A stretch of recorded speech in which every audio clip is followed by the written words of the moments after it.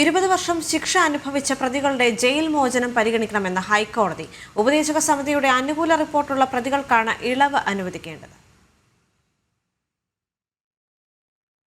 Jail ചട്ടം 377 പ്രകാരം ഉപദേശക സമിതിയുടെ അനുകൂല റിപ്പോർട്ടുള്ള 20 വർഷം ശിക്ഷ അനുഭവിച്ച തടവുകാരെ ഇളവ് നൽകി വിട്ടയക്കുന്ന കാര്യം സർക്കാർ പരിഗണിക്കണമെന്നാണ് ഹൈക്കോടതിയുടെ ഉത്തരവ്. 2 മാസത്തിനുള്ളിൽ ഇതുമായി ബന്ധപ്പെട്ട നടപടിക്രമങ്ങൾ പൂർത്തിയാക്കണമെന്നും കോടതി നിർദ്ദേശിച്ചു. പൊതുതാൽപര്യാർത്ഥം സ്വമേധയാ സർക്കാർ നടപടി സ്വീകരിക്കണമെന്നാണ് നിർദ്ദേശം. ഇളവില്ലാത്ത ശിക്ഷ വിധിച്ച തടവുകാർക്ക് ഈ ഉത്തരവ് ബാധകമല്ലെന്ന് ഹൈക്കോടതി എടുത്തു പറഞ്ഞിട്ടുണ്ട്.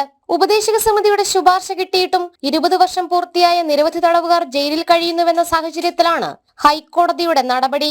ശിക്ഷ ഇളവ് നൽകുന്നതിന് സർക്കാരിന് വിവേചനാധികാരം ഉണ്ടെങ്കിലും നീതിപൂർവമാകണമെന്നും കോടതി ചൂണ്ടിക്കാട്ടി. വിധവയായ സ്ത്രീയെയും സ്വന്തം അമ്മയെയും കൊലപ്പെടുത്തിയതിന് ശിക്ഷ അനുഭവിക്കുന്ന 2 പ്രതികളുടെ ഭാര്യമാർ നൽകിയ അപ്പീലുകളിലാണ് ഡിവിഷൻ ബെഞ്ചിന്റെ ഉത്തരവ്.